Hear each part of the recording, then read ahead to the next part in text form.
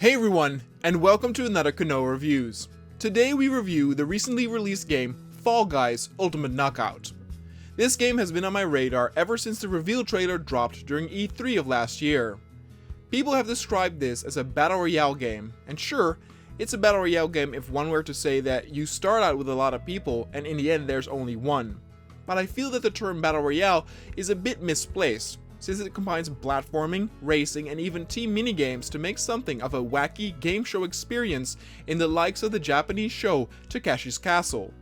It's ultimately the same premise where you have all kinds of contestants who traverse crazy obstacle courses with ultimately only one winner. But let's stick to calling Fall Guys a Battle Royale for everyone's sake, and it also gives us some comparison material with so many of the other Battle Royale games out there. By definition, I do like the Battle Royale game genre, as I think it can be very thrilling, though I like my experience a bit more straight to the point and streamlined like PUBG or Warzone. Definitely not like Fortnite, where you have to also build things besides shooting and getting shot at. It's just a bit too much for me. But obstacle courses in games, or just in reality, have always been something I loved. It's just very thrilling to traverse a dangerous course while racing everyone else, and it will ensure a lot of laughs, chaos, and exciting gameplay. Back in the day, Gmod had some magnificent obstacle courses, but the amount of games that solely revolved around obstacle courses were rare, and thus they introduced Fall Guys. The premise is that you start out with 60 colorful jelly beans, each controlled by an actual player. Those 60 players will need to traverse a set of challenges, with each challenge only being able to qualify around 3/4 of the players, which means that only 45 players will go to the next challenge, and a few will be eliminated there, and there will be even less players partaking in round 3, etc., until you eventually come to the last challenge, where the winner gets a crown. This is a wonderful premise with easy to learn gameplay. But before we talk a bit more about the gameplay, let's first talk about the presentation, because I believe that is one of the main appeals of the game. One of the reasons why I got so excited about this game was the presentation that was shown in the E3 trailer. It was so colorful, so vibrant, so very cute, and just gorgeous to look at. The design of the jelly beans is great, with wobbly animations and cute sounds to boot. Each stage is also super colorful and vibrant, reminiscing something of a candy-colored wonderland. We have seen many franchises try their go at the party-type games, and some have failed miserably even with their presentation. I'm looking at you, Shrek Super Party. More often than not, it's Nintendo that pulls off their colorful worlds and characters. But Mediatonic has succeeded in creating a world and setting with cute characters that just is delighted to behold and play in. The songs are also super happy and catchy, without getting into annoying territory. The pace is always upbeat, pumping you up to perform during all that chaos. So let's talk about the gameplay, since we established that the presentation is solid. Control-wise, it's as easy as they come, and this is a good thing because this means more people can play it without it feeling that they dump things down to make it feel casual. You can run, you can jump, you can dive, and you can hold onto things or people, and that's it. And ultimately, you do not need more to traverse in this game. There's no sprint button, and everyone runs at the same pace to keep it more balanced. But the big thing is that each player actually has mass, and you can be knocked over by bumping into one another. The whole physics-based element of running and falling is used as a core element in the gameplay. For example, if you jump from a very high place, your character will fall and stumble. You will lose precious seconds, but can then run again soon after.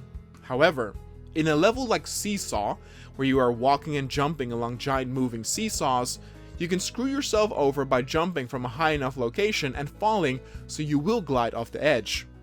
There are also all kinds of obstacles along the courses, like giant rolling boulders, sweeping propellers, or rotating hammers. If you get hit by one of those, your character will fall over and ragdoll, meaning you will lose control over it for a few seconds, and all sorts of crazy things can happen during that time. If you are in the midst of a crowd, it can take a long time as you are trampled or pushed around in that giant mass of jelly beans. But this in the end is what makes the experience so fun and memorable. It's just a great time with you laughing and screaming at your screen. Other Battle Royale games that use a more classic formula are definitely more skill-based, where skills like weapon aim, but also dodging, flanking, and sometimes even sneaking can be rewarded. Fall Guys does not go that deep, but that's not necessarily a bad thing. Despite the possibility of you being thrown around or tumbling down a hill in Fall Guys, you will almost always be doing the same thing over and over. You'll be going down the same courses, doing the same jumps, and going through the same doors and openings. With something like PUBG, you can land wherever you want and have a total different experience each time due to what you do, but also what other players do. You simply do not have that same amount of variety in Fall Guys, because it's not that type of game, which is why I find it so weird to call it a Battle Royale game. It's more a racer, in my opinion, with people being eliminated each time. But there is actually a reason why I'm comparing the variety you get from a game like PUBG with a game like Fall Guys, but I will get to that in a bit. Let's first talk about the challenges and minigames themselves. There are quite a lot of challenges, and there's quite a bit of variety in the type of games you get to do. The most common are the earlier mentioned obstacle courses, where you essentially need to reach the finish line as you balance, run over, run under, and dodge obstacles. These types are probably my favorite types of challenges, as it's so much fun and so much chaos with everyone running around frantically. It's hilarious to see large groups of jellybeans being swooped around by a swinging projectile or other nuisance. And the sense of you having to concentrate within all that random chaos and follow the trail with each time crazier and crazier twists and turns being thrown your way is really fun and engaging. Because of the simple controls, but also the clear goal on what you need to do, I feel like anyone can play this game and can be pretty good at it. With Fortnite, you will absolutely get destroyed if you are a new player. But with Fall Guys, you can have a good chance of going through to the next round, as it's so clear what needs to be done, and with the easy controls it becomes easy to maneuver through the colorful worlds. Then there are survival challenges, where rather than a race, there's a level with rotating platforms or shifting walls, where the goal is not to be pushed off the platform and be eliminated from the round. With any other type of challenge, when you fall down, you get to respawn as many times as you want, and all you lose are seconds. But with the survival challenges, you only have one life, and your goal is to live until the set goal of eliminated players has been reached. These are very fun, but maybe a bit too easy sometimes, because there's not a whole lot you can do to try and get other players to fall. You can grab onto them, but that doesn't really do anything. As long as you just keep on running, you'll never really die, and I believe I've never fallen once with a challenge like that, and it has also occurred multiple times where only 1 or 2 players have fallen down with something like Block Party. These challenges are very fun and exciting as well, since the game throws all sorts of things at you to try and throw you off, but if you just keep moving, it's easy to dodge them and there's no real challenge in them. Making them a bit more difficult would probably improve the experience. Then there are the team-based challenges, and these are also very frantic and funny. Once again, there's quite a large variety with these challenges. You have, for example, the Egg Scramble, where in the middle of the levels a large amount of eggs lay on the floor. The players are divided into 3 colored teams, and each team needs to collect as many eggs and put them into their own goal. There's a few gold eggs that give double points, but the funny thing about this mode is that you can head towards the other team's goal and steal their eggs to put them into your own team's goal. This creates so much funny chaos and craziness, with players tripping over each other, grabbing onto one another, and jumping over each other just to get another egg to their goal. Other team-based games are the Rocket League inspired soccer game, which is a lot of fun, or the game of tag inspired tail minigame, where each team has a few members with bushy tails which then can be grabbed and stolen by other players. When the time runs out, the teams with the most players who have tails will head to the next round.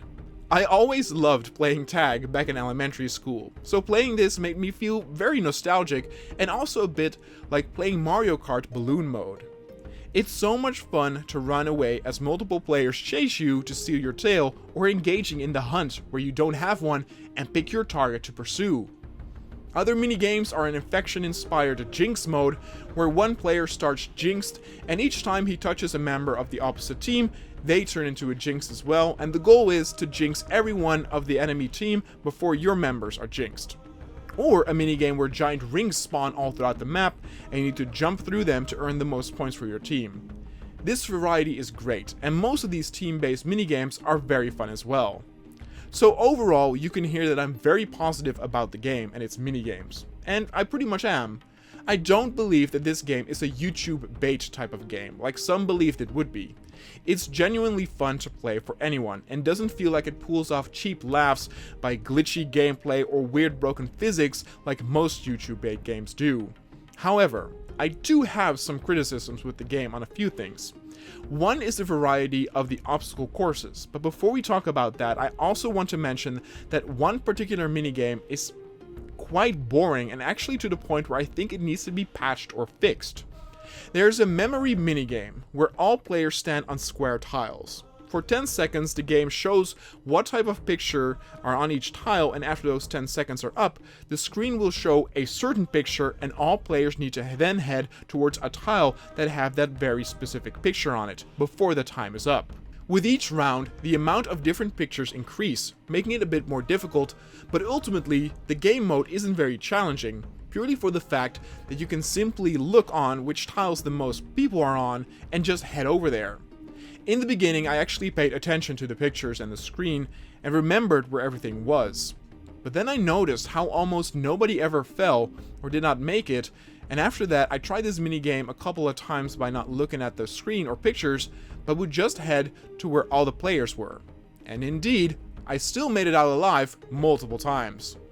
In fact, I have experienced 5 times where not a single player fell, and thus the round was for nothing, since no one was eliminated, making it kind of a waste of time. It also doesn't help that you have to wait for 10 seconds each time, making it not very excited with not a lot of crazy things happening. Visually it's not that fun, and gameplay wise it's also not exciting. I still think this minigame could fit into the game as a whole, but it definitely needs to be tweaked to make it more chaotic or difficult so that players will actually start being eliminated. Then my second piece of critique comes in the lack of variety with the obstacle courses. Now this might require some explanation. I did say that there's great variety in the amount of minigames and challenges that get presented to you. However, with the obstacle courses, you always have the exact same obstacles along the way at the same positions. Exceptions to this are the racing courses where you need to go through doors and you don't know which one is fake, or the fruit chute where fruit is falling down a hill and it's all very random because it's bouncing all around and it's physics based to depend where it falls. But obstacle courses like Seesaw, Hit Parade, the race where the slime rises, or the one that is high in the sky with all the propellers are always the same. The same hammers or the same propellers always are at the same locations with the same speed. There's a racing track where you need to get through an area where doors open and close, blocking passage. I also believe that the speed in this track is the same most of the time, if not always, since I figured out the fastest and most convenient way through there. This made it to where after a few tries, I could do some of these racing tracks blindfolded, because I knew exactly where all the obstacles were and how they moved. Same for example with the Seesaw map. I always have the same route and it always plays out the same with the same seesaws in the same locations and the same platforms. It becomes quite repetitive. This, in my opinion, is a big mistake, because this keeps the fun and randomness and chaos that is possible with these racing tracks to a lesser standard. What would make more sense is to have variations of the same obstacle courses. Maybe one variation has more or less swinging obstacles, or more or less propellers. Or propellers, but this time they are slow or faster. Or more or less boulders, or boulders of different sizes, etc. Just small variations to the obstacle courses to keep you on your toes. Games like SWAT 4 or Payday 2 do this excellently, by presenting the same levels, but with variations on enemy position, camera positions, and conditions so that each time you replay a level, you first need to assess the situation and adjust to that. Fall Guys would ultimately become a much better and fun experience if they had this, and in all honesty, it sounds like an easy fix, so I hope to see more variations soon within these obstacle courses and minigames, which are excellent, but get repetitive way too quickly. Lastly, I would like to end on a high note, because I do still think that this game is a ton of fun despite my critique that I just gave. The game works with a leveling system where each rank you unlock a new costume, pattern, or color for your jellybean. Normally I don't care that much about unlockables, but the cute and colorful style of the characters makes it to where I am excited to unlock new costumes and colors and actually do try them on. Every few matches I change color or pattern or try a new costume, just because they all look so cute and cuddly. And it's not like Battlefield 5, where you have a realistic looking character and making it all wacky and weird. This here with Fall Guys, it works wonderful. And it's easy with a formula like that to fall into a trap of free-to-play games or mobile games where it just becomes a money-grabbing scheme with it being too grindy to get all the coins to purchase your rewards. But in my opinion, the distribution of the coins for each match you play and the experience you get for leveling up is very decent. I'm currently ranked 17 and on average needed to play 3 to 4 matches to level up, which is not bad at all. It's just also wonderful to see all those funny jelly beans, each with a unique costume, and it makes the experience even more colorful and varied. And I assume that as more people will unlock different costumes and colors, that it will only become even more colorful and great. This is also a game that just is so much fun to play with friends, and you can easily invite players to join you and then join a game together.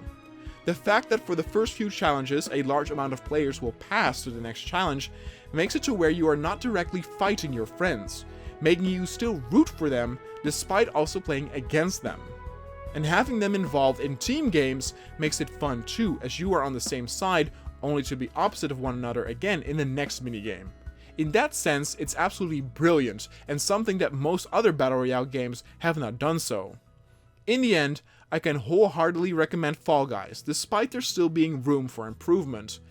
This improvement can come in the form of tweaking some of the minigame's difficulties, or the memory minigame, which is just not that exciting at the moment, and bringing more variety in the levels themselves, as for most, the placement of obstacles and platforms is always the same. But other than that, the game is a true joy to play. It's an inviting and fun world to be in, with easy to learn gameplay that results in so much laughter and fun experiences. Playing with friends only makes it better, and there's a ton to unlock which is actually fun and does not feel too grindy. As long as they keep updating this game with new minigames or variations on the existing ones, Fall Guys can become a Battle Royale game that can keep its head above water amongst the flood of like-minded genre games. In the end, Fall Guys Ultimate Knockout gets an 8.1. Just talking and thinking about it makes me want to pick up the controller again and play it. I'm very curious how the longevity will be for this game and hope that it will have a long-lasting life. The launch was a success, with the servers not being able to keep up with the player demand, but hopefully we will see plenty of support by the developers in the future who have delivered a very fun and exciting product.